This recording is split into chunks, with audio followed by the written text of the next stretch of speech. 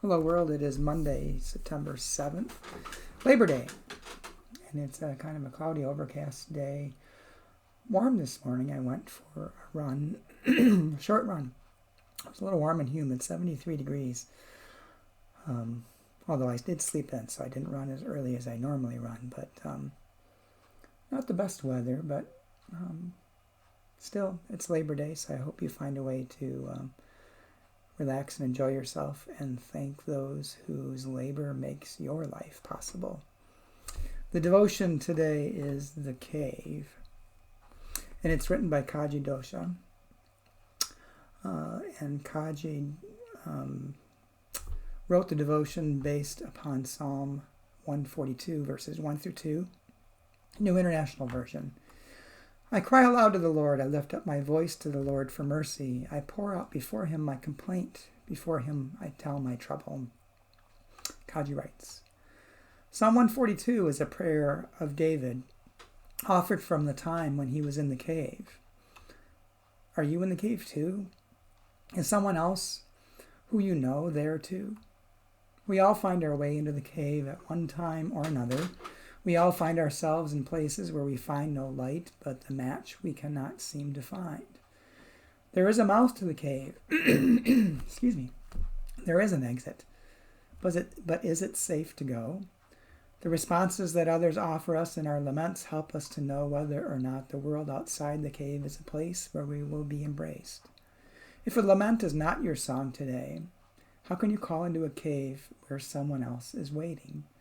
If you are in the cave, where can you call knowing that your complaint will be honored rather than ignored?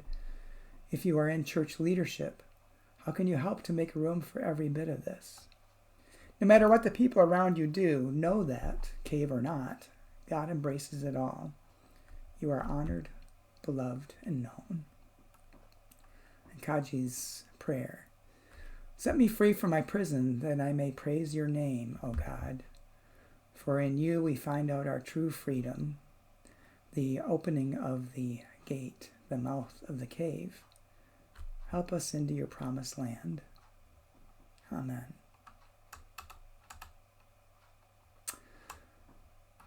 We all go through times in which we cry out to God, I think, in lament. And there's nothing wrong with that. God's shoulders are big enough to take our complaints and to hear. And sometimes we can be the opening to someone's cave. Not by dismissing whatever they're lamenting about, but by being present with them and letting them know that someone loves and cares for them. So it's okay every now and then to be in the cave, and it's okay every now and then to be at the mouth of the cave, waiting for someone and holding out your hand to them, to walk with them and to be God's living presence to them.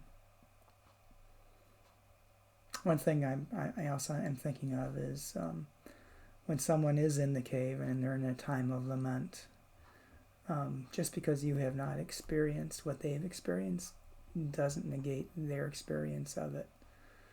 So meet them with empathy and compassion and care and love, and be available to them, to walk with them and help them get back out into the world.